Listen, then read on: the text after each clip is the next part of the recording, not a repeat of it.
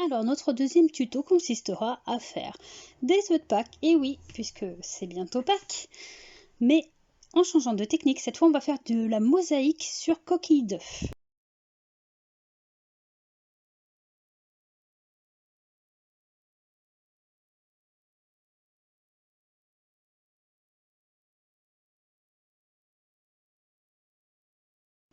La première de nos missions va être de colorer les œufs. Donc j'en ai déjà coloré 2. Et je vais continuer à les colorer.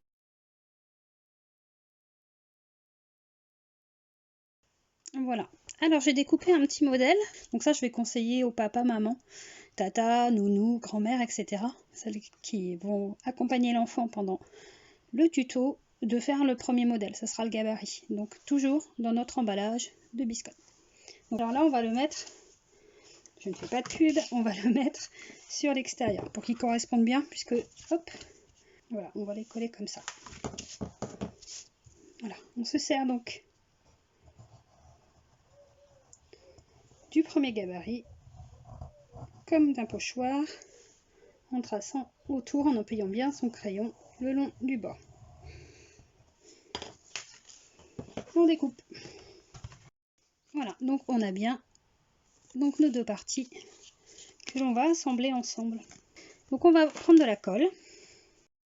Voilà. Alors comme on va suspendre nos petits œufs, on va faire un trou. Alors voilà, en haut de votre œuf, pour qu'on puisse y glisser tout à l'heure un ruban. Voilà. Voilà, maintenant on va pouvoir casser grossièrement nos coquilles d'œufs qu'on a préalablement colorées. Alors grossièrement, hein, on essaye de pas trop les réduire en poussière. Bon, ça les enfants vont adorer les casser.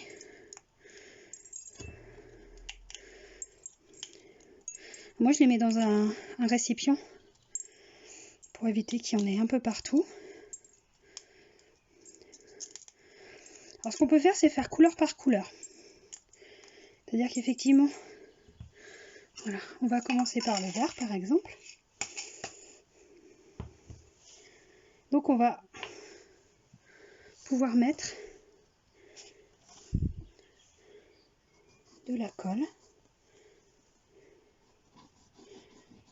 sur nos œufs. Alors vous pouvez faire soit bariolé, voilà, on va positionner nos morceaux d'œufs, soit faire des par traits, des rythmes.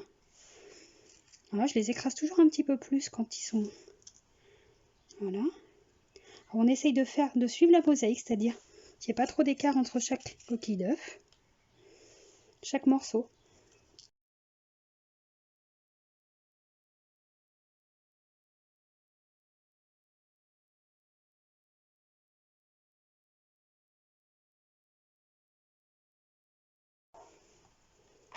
On va donc laisser sécher notre petite création. Notre œuf est bien sec. Donc voici le résultat. Donc recto verso. On plie la ficelle en deux. On fait rentrer la boucle dans le trou. Voilà. Et après, on ouvre la boucle et on passe les fils dans la boucle. Voilà. Et on n'a plus qu'à faire un nœud. Voilà pour nos créations de Pâques.